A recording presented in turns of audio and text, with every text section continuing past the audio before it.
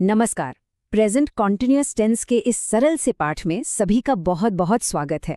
चलिए English grammar के इस मजेदार टॉपिक को ना एकदम आसानी से समझते हैं।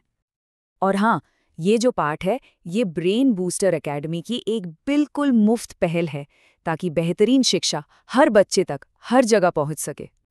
प्यारे बच्चों, मैं हूँ रितेश सर और मेरी तरफ से इस नए लर्निंग एडवेंचर के लिए सभी को ढेर सारी शुभकामनाएं।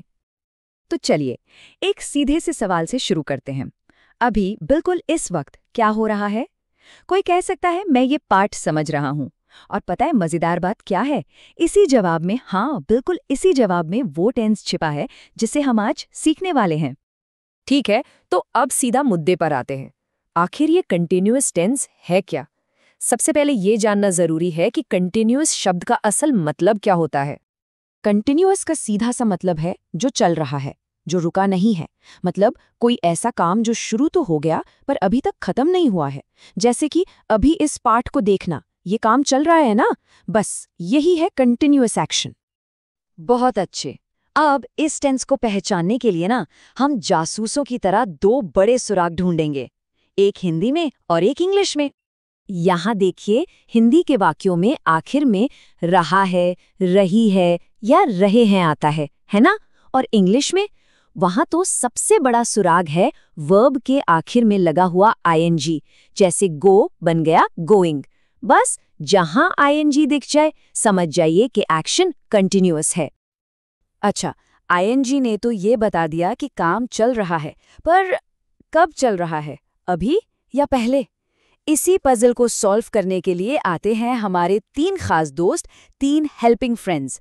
यही हमें बताते हैं कि एक्शन प्रेजेंट में हो रहा है। तो चलिए मिलते हैं इन दोस्तों से। ये तीन दोस्त हैं, इज, एम और आर। अब देखते हैं कि इनका इस्तेमाल कब और किसके साथ करना है। सबसे पहला है एम। इसका नियम तो सबसे आसान है। याद रखिए, एम जो है वो सिर्फ और सिर्फ आई का पक्का दोस्त है। तो जब भी आई आएगा उसके साथ हमेशा एम ही लगेगा और कोई नहीं। जैसे आई एम टीचिंग, सिंपल।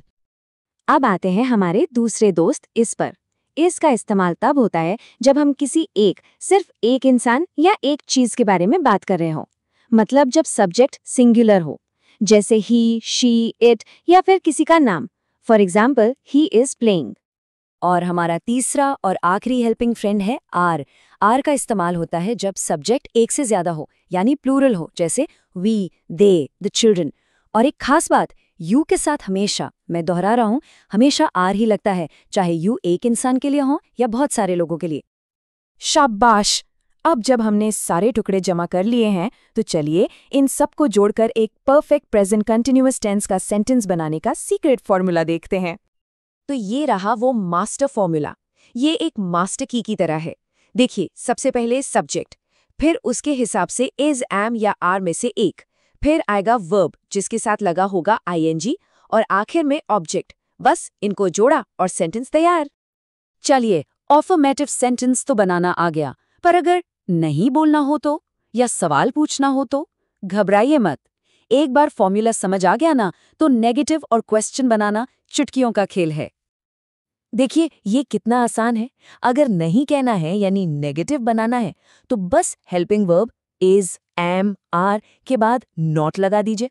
जैसे ही इज ईटिंग फूड बन गया he is not eating food. और सवाल पूछने के लिए उसी हेल्पिंग वर्ब को उठाकर सेंटेंस के एकदम शुरू में रख दीजिए, जैसे इज ही ईटिंग फूड। है ना बिल्कुल आसान? जबरदस्त! सारे नियम अब पता चल गए हैं। तो अब वक्त आ गया है अपनी नई स्किल्स को टेस्ट करने का। क्या आप एक फाइनल चैलेंज के लिए तैयार हैं? चैलेंज से ठीक पहले एक क्विक रीकैप। कंटिन्यूअस टेंस यानी जो काम अभी हो रहा है, इसकी पहचान वर्ब के साथ आईएनजी। इसके तीन दोस्त इज, एम और आर।